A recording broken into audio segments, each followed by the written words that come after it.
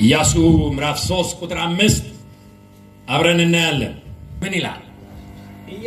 ኢያሱም ሕዝቡን ነገ እግዚአብሔር በመካከላችሁ ድንቅ ነገር ያደርጋልና ተቀደሱ በላቸው። ምን ያደርጋል?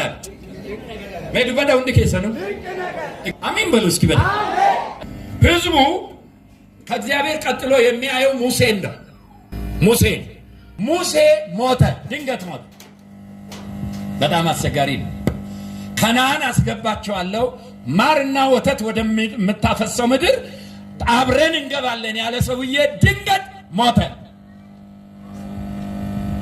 ተጋድርሱ የሞተው ደግሞ 40 ዓመት ሙሉ ምድረ በዳ ተጉዘው ሊገቡ ሲሉ ነው የሞተው።